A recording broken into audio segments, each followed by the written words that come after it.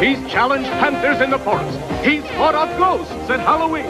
He's survived volcanoes in paradise, street gangs in his old neighborhood, and guards at the dog pound. But tonight, he faces his greatest challenge. Please join us to see if Garfield can survive his 10th birthday party. Well, just who is he, that fat cat? Just look at what he's done these past 10 years. Yeah, he's been busy, that's a fact. Pitching up affection, drumming up cheers. Garfield, you always know what to do. I said, Garfield, you're some kind of cat. Oh, you party animal, you.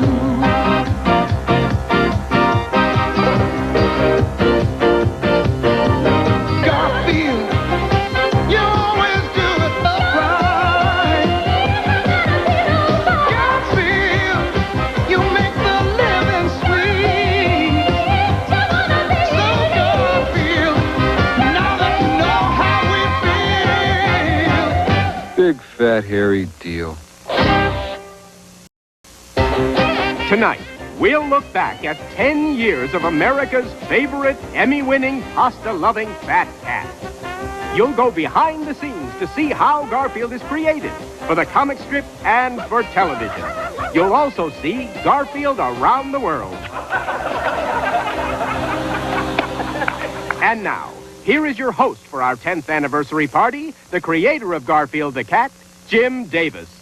Good evening and welcome to our show. We're near Muncie, where it's springtime here in Indiana. I grew up only a few miles up the road. Now I have only about a 100-yard commute from my house to my studio. Come on inside and I'll show you where I work. When I first started Garfield some 3,652 strips ago, he looked very different. He had little tiny beady eyes and big pointed ears, big fat jowls, and a big cumbersome body. He just sat there and said, "Feed me a lot." In fact, when we first animated Garfield some 8 years ago, he not only looked very different, but he sounded different as well. A mouse! Get it! Garfield, you didn't even try. Show me a good mouser and I'll show you a cat with bad breath.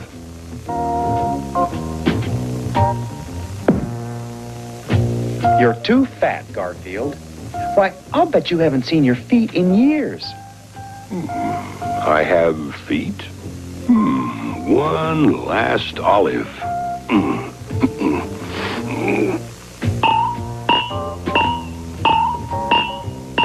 Since those early days, Garfield has undergone a Darwinian evolution in that he has changed physically to allow him to do some things. Today, his eyes are larger and more expressive, his ears are smaller, his mouth is bigger to allow him to eat more food. Also, his limbs are longer to allow him to reach for pies and to kick Odie. Also, his body is smaller and not in the way so much. In fact, this is the way he looks today. I'm an eyeball man. I always start drawing the eyeballs first, and then I hope the rest of the character fits on the page. Garfield's appeal partly lies in the fact that he is selfish and lazy. We live in a time where we're made to feel guilty about overeating and oversleeping and not exercising. Garfield defends his right to do all of that. I think he takes away some of our guilt when he does it on the comics page every day. Garfield's ears got smaller as the years wore on because they didn't have anything to do with the expression. I can't remember not wanting to be a cartoonist. I grew up on a farm near Fairmount, Indiana, and as a child I was asthmatic and I was forced to spend a lot of time inside. So to entertain myself, I drew pictures. And my pictures were so bad, I used to have to label them. I would draw a cow, write cow, draw an arrow down to the cow, so people would know what it was. After a while, it became very comfortable for me to put words with pictures. I couldn't communicate totally with just pictures or with just words. For me, cartooning was a very natural thing. I'm not quite sure what kind of discipline it takes to become a successful cartoonist. Once Al Cap told me it takes two things to become a cartoonist. It helps to have been dropped on your head as a small child. And secondly, you must have no desire, talent, or ability to do anything useful in life.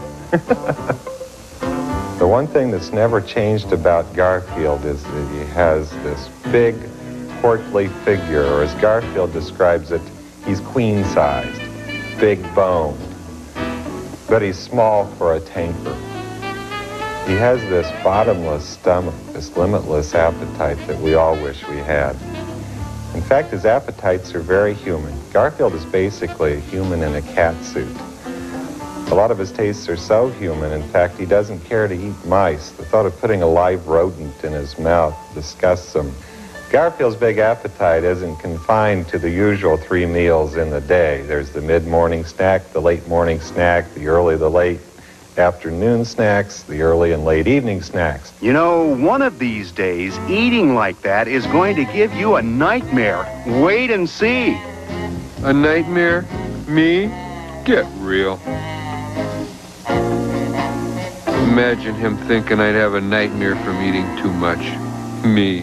What a silly thing. What a silly...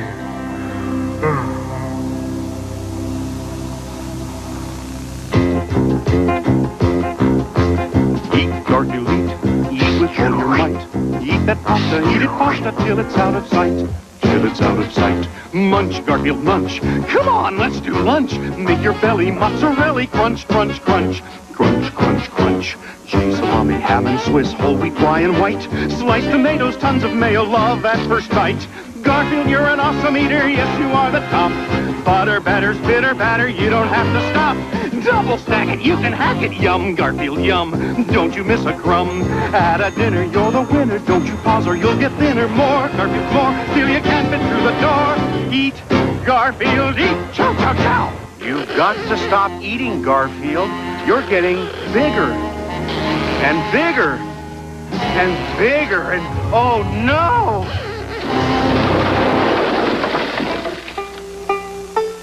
Do these eyeballs look familiar? I have a small repertoire of eyeballs.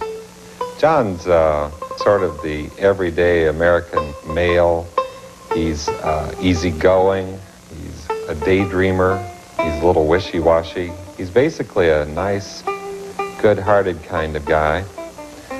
But he was only put in a strip to be the foil of all of Garfield's gags.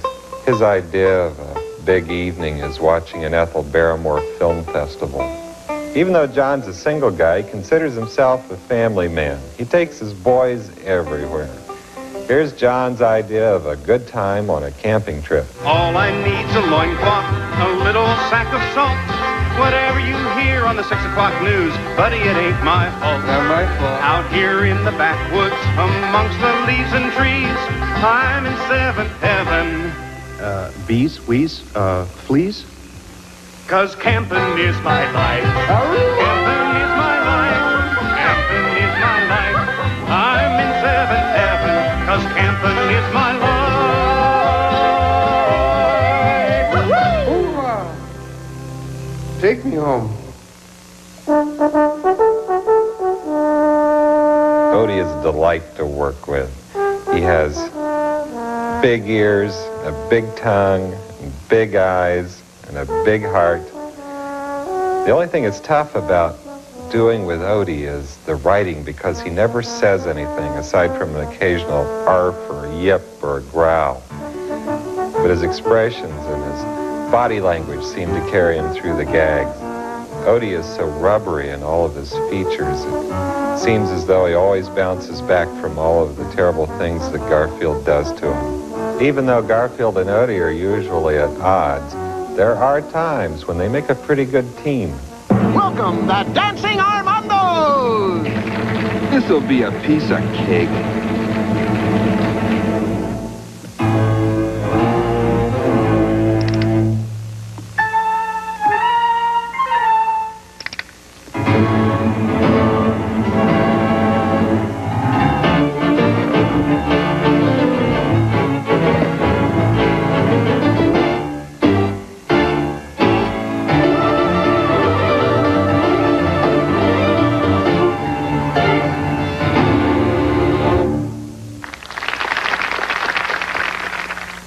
Cartoonists all approach their art in a different manner.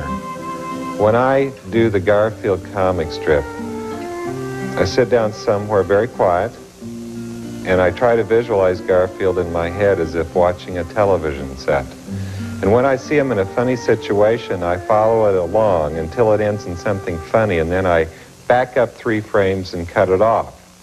And while that sounds very simple, it works best for me.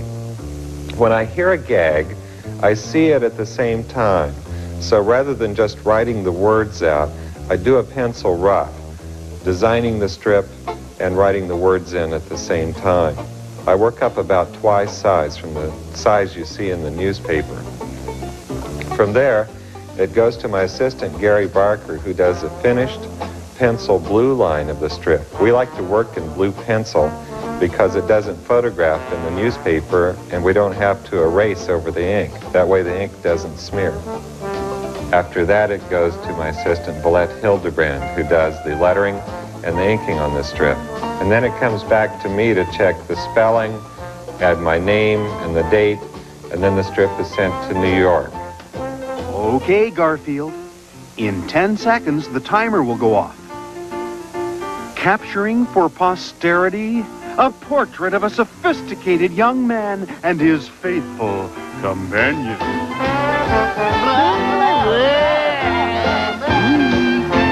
The greatest enjoyment I get from doing the strip is making people laugh, or at the very least, making people smile. The nicest letters I get are from people who say that Garfield in some way has brightened their day, and they look forward to seeing him all the time. Because Garfield is an entertainment figure. And if nothing else, I hope he tells people that life isn't so bad and that we should all learn to laugh at ourselves. Hey, Odie, old boy, you know what Halloween night is? Yeah, well, take that stupid pumpkin off your head and I'll tell you. Better. That's a night when dogs have to help cats go out and get candy. That's right. And if a dog does a good job, he gets a whole piece of candy of his very own. Well, you want to go, boy? Huh? Want to go out and get candy? Huh? Do you? You want to go? Huh? Okay, let's go to the attic and find some costumes for tonight. You know, just between you and me, there are times when I love that dog. Comic strips are as uniquely American as jazz and the 4th of July. Garfield, as well as other comic characters, have enjoyed the opportunity to jump into other mediums as well. In a moment, we'll be back with Garfield in Hollywood. What do you think? Bafo, Terrific, don't change a thing. I love it just the way it is. Let's do lunch.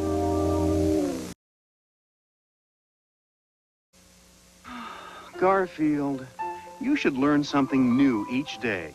It'd lend purpose to this dreary existence of yours. I'm going to the store. When I come back, I want you to have learned something.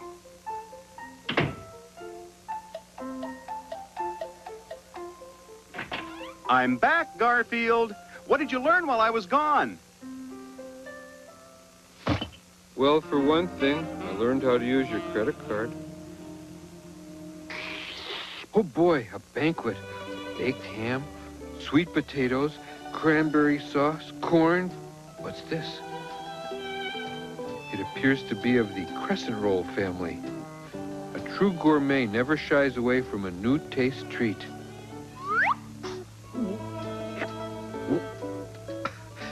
Bit on the dry side. Flavor's a bit subtle. Garfield, have you seen my sweat socks?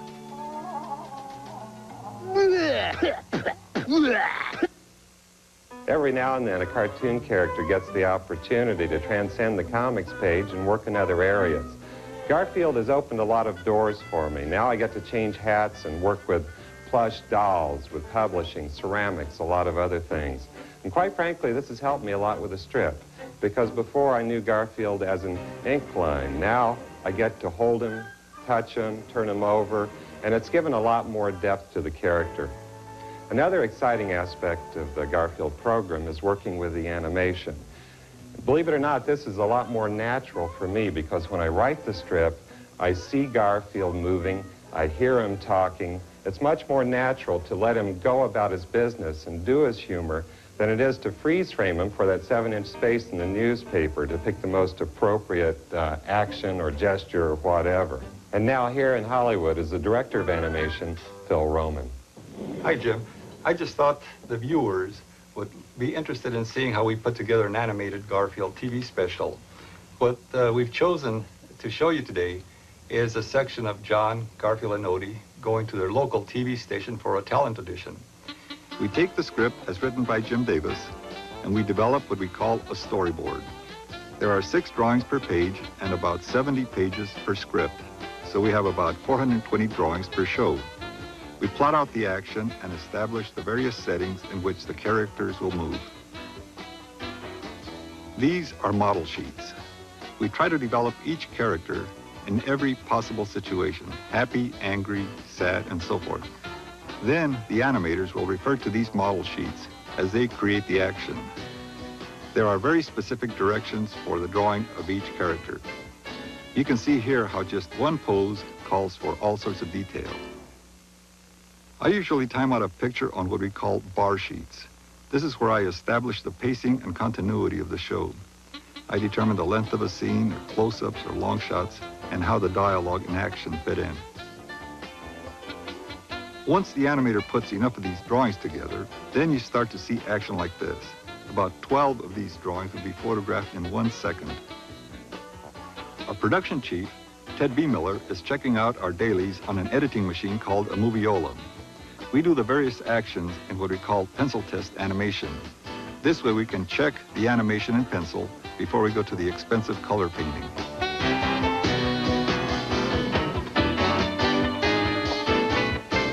The next step in the animation process is to get the animator's original drawings and transfer them onto celluloids. We call them cells. Now, there are approximately 30,000 of these cells that have to be hand-painted.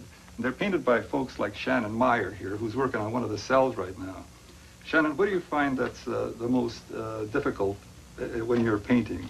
Aside from staying within the line, which we all have experience with from our childhood, I would say it's getting the correct mix of water in the paint so that the paint is smooth enough and thin enough to flow on evenly, and yet it's still opaque. We have already established the basic settings on our storyboard, and now they are enlarged on the layouts across which the various characters will move. Then, while the animation is being done, our sets are being painted as well by the background artist, who add the color and mood to each scene. The cameraman then photographs the completed scene. He combines the animation and the backgrounds, and then shoots each individual drawing 1 frame at a time. Later, when the film is projected at the normal speed of 24 frames per second, the characters will appear to come to life. And after all these steps and many months of work, this is how the final scene turned out. Ladies and gentlemen, Johnny Bop and the Two-Steps. Johnny Bop and the Two-Steps.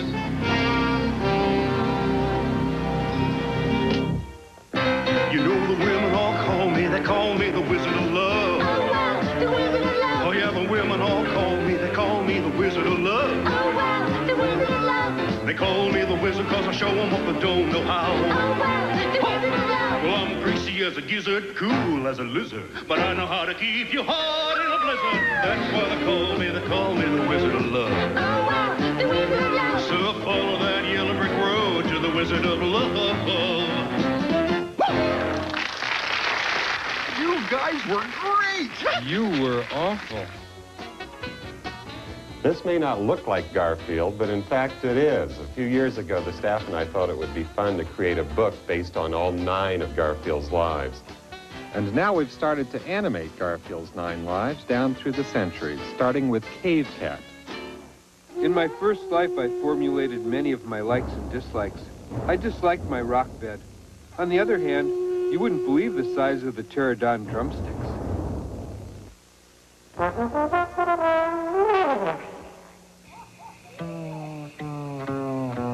About 10 million years ago, the first cat crawled out of the sea. His first word was... He had been holding his breath for quite some time. In those days, the first everything was crawling up out of the sea. The first snake. The first chicken.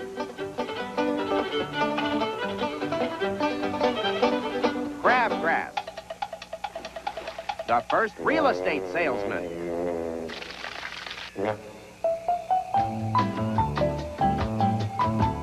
And then came the first girl cat.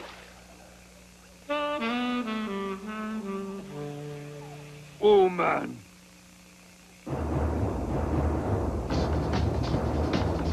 Near. Oh, man. Cat. Cat was caveman talk for darn it. It wasn't long before Cave Cat learned to talk.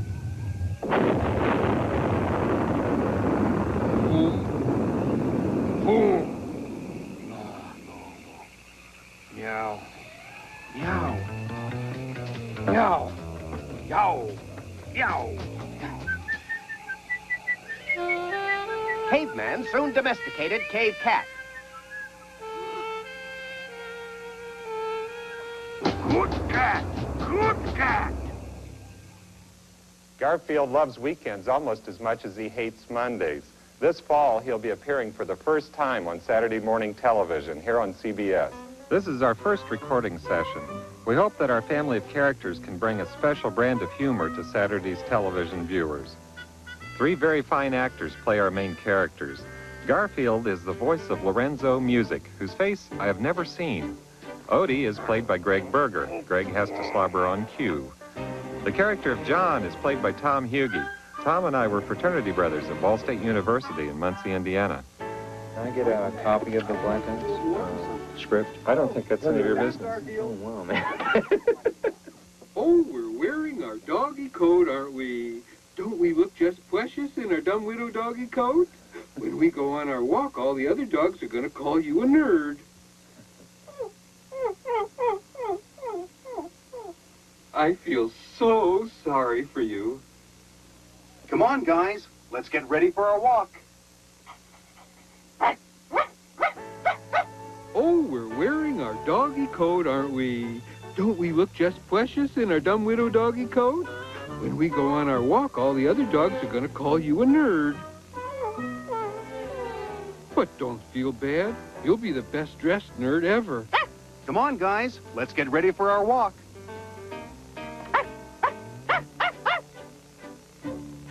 Maybe lightning will strike me and end this humiliation. Because you're resisting him shoving you off the table. Ladies and gentlemen, may I direct your attention to Odie the Amazing, about to perform his death-defying dive into this glass of water.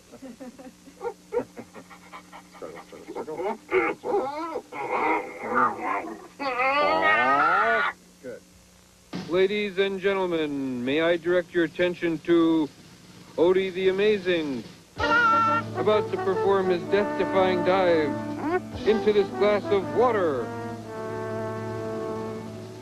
Of course, he may need a little encouragement. Come on, I'm gonna make you a star.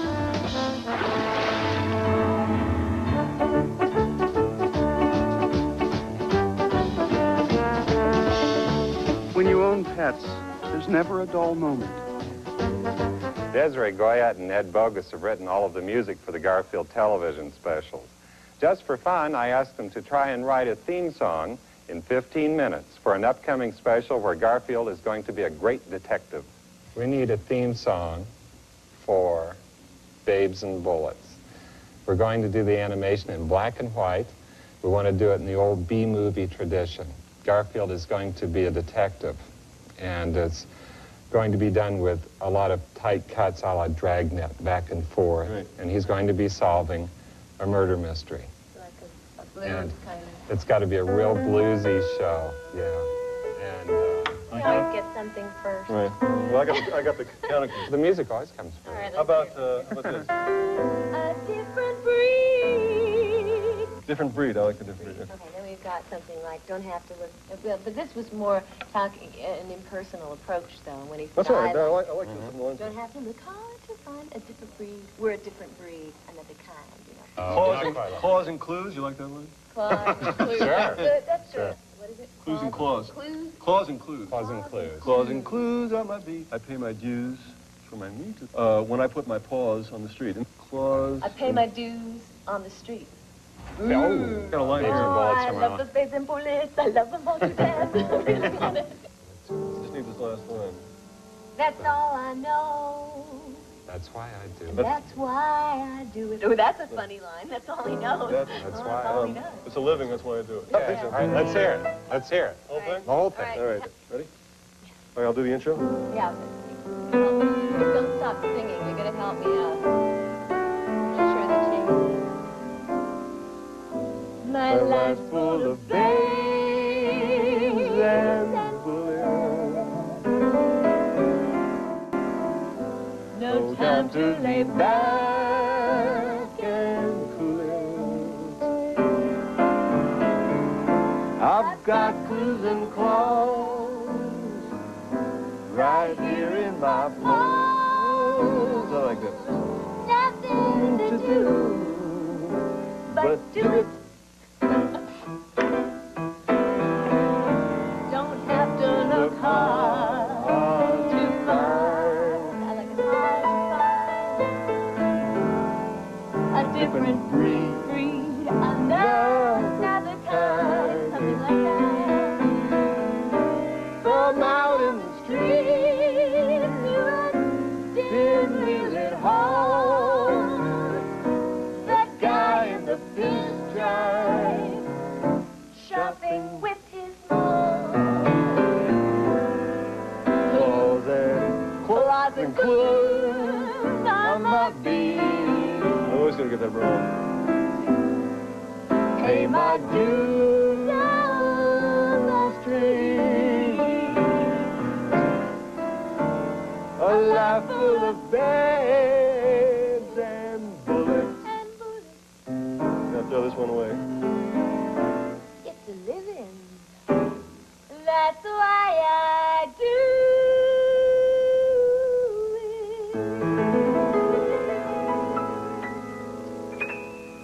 Yeah. it. Okay, something like that. Even great detectives have to eat. I'm waiting for the pizza I ordered to be delivered.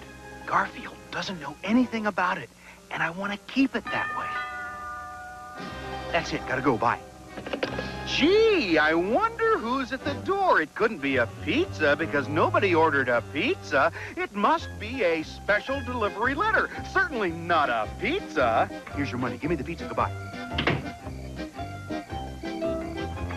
By the way, thanks.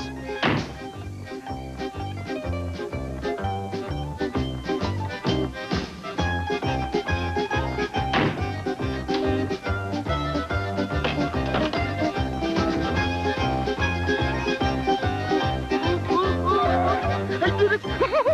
And I didn't forget anything. You forgot the anchovies. Don't worry, you'll remember next time.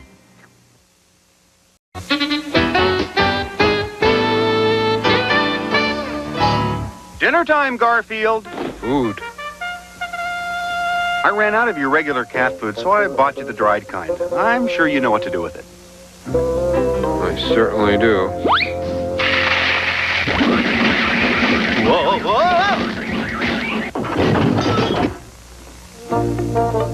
Enjoying your cat food, Garfield? We must have it more often.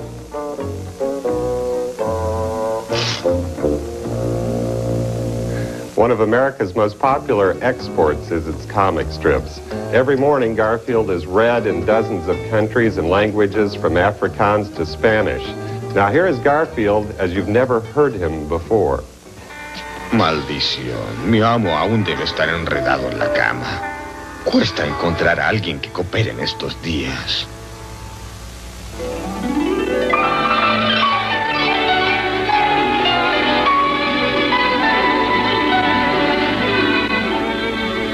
Dutidu, dutidu, dutidu, du. Hola, ¿hay alguien ahí? La ta ta ta ta ta ta ta ta ta ta. La ta ta ta ta ta ta ta.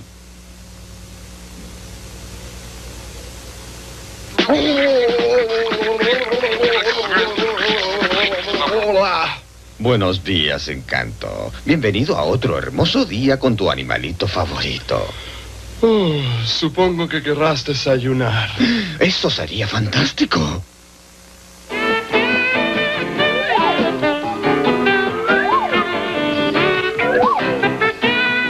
Okay, Jungs. Vergesst nicht, was wir einstudiert haben. Und jetzt zieht eure Kostüme an.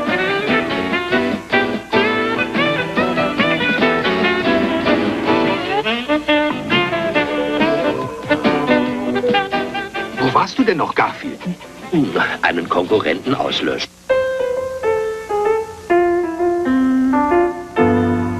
In a few years, the comic strip will be celebrating its 100th birthday. In fact, my friend Brad Anderson, who does Marmaduke, has been drawing most of those years. Cartooning is one big fraternity. The cartoonists enjoy getting together to swap a few stories and a few tricks of the trade. Here's a recent conversation I had with three of the industry's most popular cartoonists: Dick Brown, who's with High and Lois and creator of Hagar the Horrible; Mike Peters, Pulitzer Prize-winning editorial cartoonist and creator of Mother Goose and Grimm; and Lynn Johnston, creator of For Better or For Worse. You know, you've got to enjoy your own stuff. You've got to be your biggest fan. You've got to be the actor. You've got to be the character, and that's why when you draw a frown, you're frowning, and when you're laughing, you're laughing, and anybody watching you draw thinks you're nuts. But don't you find that every cartoonist draws themselves? Really? Oh, sure. You're drawing yourself all the time. I know you are. I've seen you scratch sometimes. You definitely do. And I know you do. I'm sorry, Dick. I can't see any similarity between you and Hagar. I once heard Dick lament his school experience. I think you said in an interview once, had I known I was going to be such a success, I would have studied harder in school. So there was a wonderful old nun, Sister Everesta, made of wax. And she tried so hard with me. And she finally told me one day, she said, young man, young Mr. Richard, she said, if you don't stop doing those silly drawings, you're going to end up in the hot place. And we moved to Florida. It was 98 degrees that day. And I said, you were right, sister. Still doing the crazy cartoon. I find this picture of this man, a man named Mr. Morgan, who was my English teacher. And I had obviously given him my yearbook after I graduated to sign. Yeah. And on the bottom of the of his picture, he said, "Dear Mr. Peters, you had better start growing up real soon. Because remember, you can't always draw cartoons."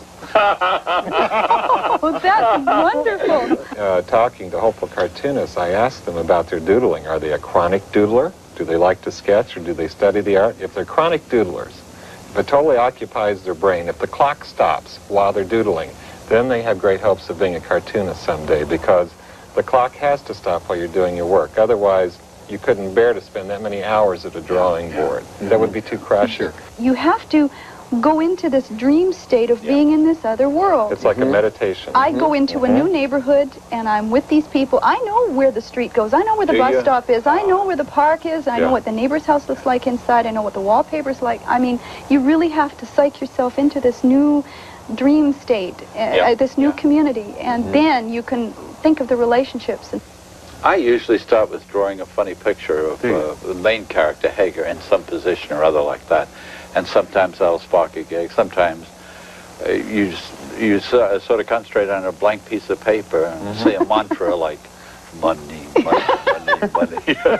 Something like that. Deadlines. I think of this one guy. I was at this mall in Washington one time, and I saw this little guy. He was about 22 or something. He was sitting there, and he was reading the Washington Post. He was reading through different cartoons. And I saw him get to my cartoon, and I saw him laugh. I thought, whoa! Whoa! Because that doesn't happen. I mean, very, very seldom do I ever see it. You know, most of the time they look at my cartoon, you know, and then they go on. This guy laughed. And I think, God, think about that.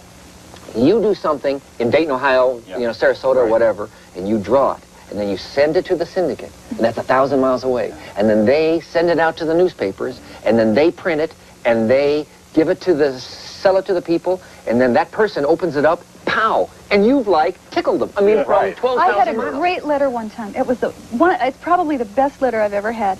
This girl wrote to me and she said, I am in a body brace.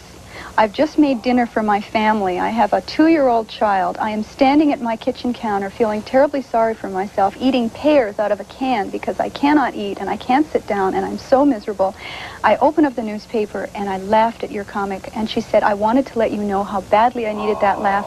I needed that laugh today. Thank you. I think we're all frustrated actors anyway. All right. Except here in the comic strip, we get to write the script, cast the show, set the stage, direct it, everything else. And I often thought we would probably all be stand-up comics if we were only quicker-witted.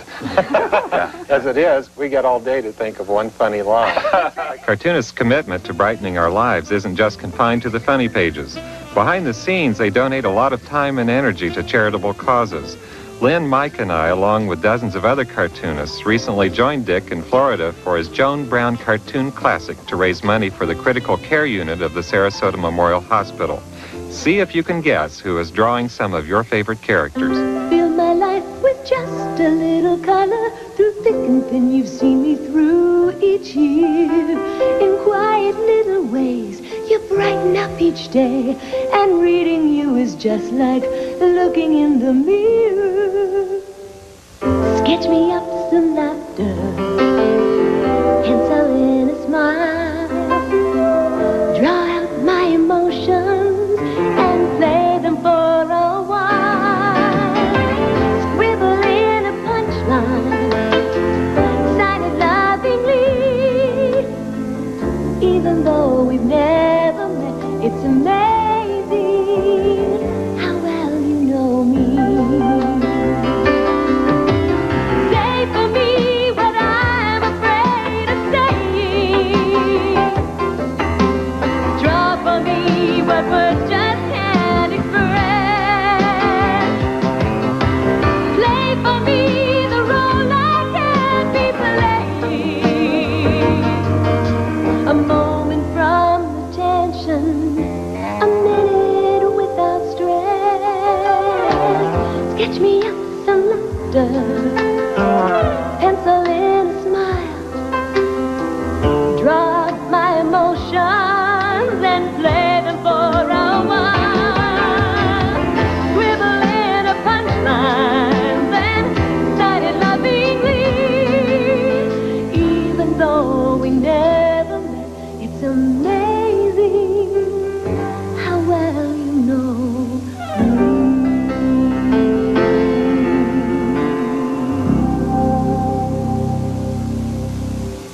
I'm always fascinated by the public reaction to Garfield.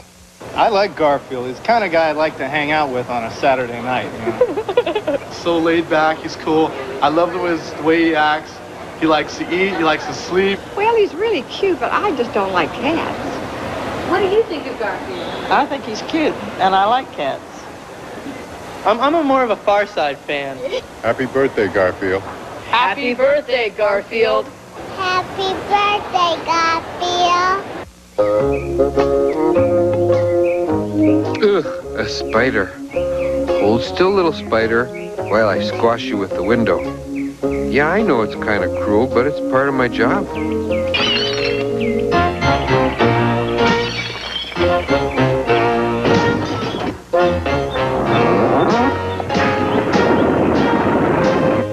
Well, at least I got rid of the spider. Oh, no.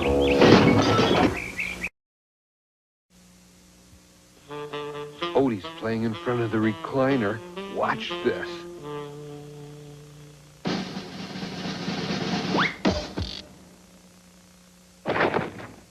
I hate to brag, but it took a brilliant mind to figure that gag out.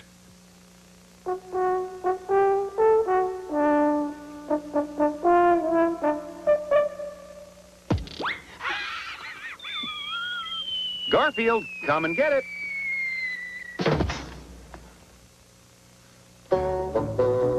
Take your time. It's peanut butter and fish head stew with pickles on the side and optional chocolate sauce. Thank goodness. I thought for a minute there it might be food. Not now. Odie, no, not now. I warned you. I've had enough of this. You're going to stay outside while I cook. Good. I hate being around acts of cruelty. Okay, John. I'll give you one more chance to apologize. It's been 10 years since Garfield first appeared in 41 newspapers. He now appears in over 2,000. And looking back over the thousands of strips I've done, I guess that these would be 3 of my favorites. Hello, diet. Goodbye, food. Irk! Hello, sugar withdrawal. I am down. Down, down, down, down, down. Down, down, down. Doobie-doo, down, down. Come down, doobie-doo, down, down. Okay, get revved up there, Rudy. Go! I love toys that don't need batteries. Our first full-length feature film will be called Garfield's Judgment Day. One of the songs from the movie is about how easy cats and dogs have it. The great Lou Rawls has been featured in all our television specials. Here he joins Desiree to record that song for the movie. No beds to make. No bills to pay. Yeah, every day's a holiday. We got it good, and that ain't bad. No lawns to mow. No leaves to rake. Got no pressure and no belly ache. We got it good, and that ain't bad. Just sitting on the windowsill, soaking up the sun, up on the fence till 1. We don't waste our energy chewing the fat. We got it made. Why doing that? No homework due, no dates to keep. We wake up slow, we eat, we sleep. We got it good, and that ain't bad. Until we live our lives like simple folk. Why fix a thing if it ain't broke? We got it good, and that ain't bad. No worry of security, you to maturity. We do as we please. No headache, no tension, except the occasional please. And talk about leading the easy life. Our hidden cameras caught Garfield and Odie in their own version of Lifestyles of the Rich and Famous. Well, he's a fat cat, a cool cat, nobody's cool cat, but look out, 'cause here comes Garfield. He never keeps it, he's too hip, he likes his catnip. Well, look out, 'cause here comes Garfield. He's always got to be one up on ya, and he'll beat you to the punch every time. He'll give up anything for lasagna, unless he has to give up on his nap time. Well, he's a neat cat, a fun cat, Mr. #1 cat. He knows what life is all about. Here comes Garfield. Look out, here comes Garfield. Look out, I said, here comes Garfield. So you better look out. The folks we work with from all over the world joined my wife Carolyn and me in Tucson, Arizona to celebrate Garfield's 10th anniversary. Birthday, dear Garfield. Happy birthday to you.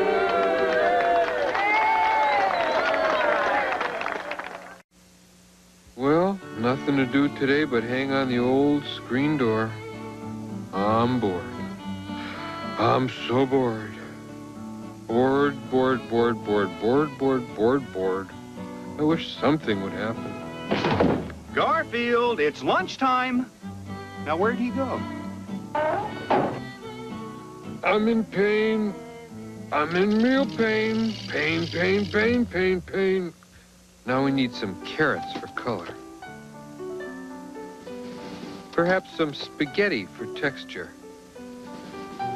And of course, fries on the side. Garfield? And 2 eggs, over easy. How long have you been sticking food to the ceiling?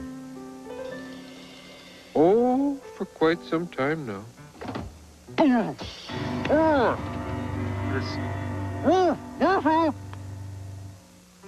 Garfield requires a lot more attention than the average house cat. When he's not performing in the comic strip, he enjoys the loving care given him by the many talented artists who work with me in our Muncie studios. Jim Clements is our senior designer. Thanks to him, Garfield is always in fashion. Betsy Brackett is one of the world's tallest woman designers. She's a world-class artist, too. My brother Doc manages the studio. As you can see, he doesn't get much respect from the artists. Gary Barker not only assists with the strip, he oversees the Garfield look for the rest of the program. Vicki Scott came to us from the animation industry. She used to work for a green guy with muscles. Now she works for a cat. Kevin Campbell is an experienced illustrator and one of the few good artists with a brush. Larry Fenns is a very versatile artist. His skills range from airbrush to watercolor. Larry's brother, Mike Fenns, gives Garfield a whimsical touch through his illustrations for children's books. Dave Kuhn is one of the best airbrush artists in the Midwest. He also does a mean polka.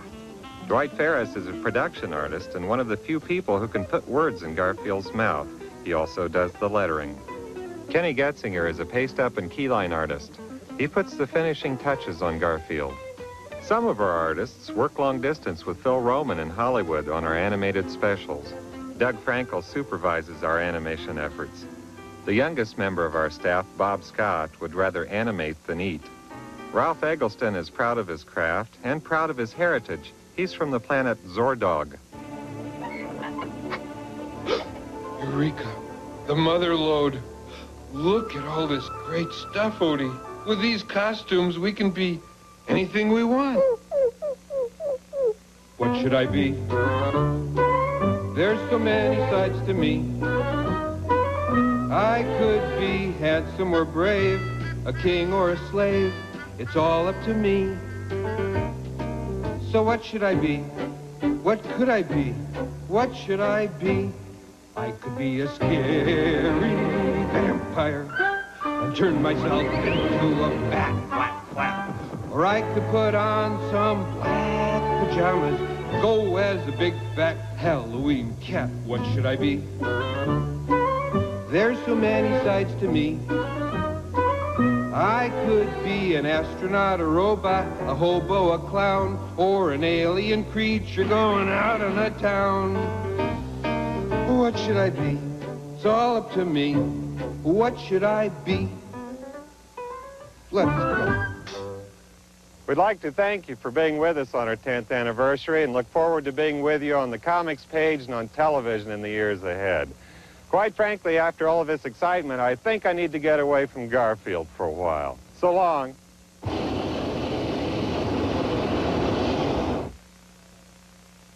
Oh, no.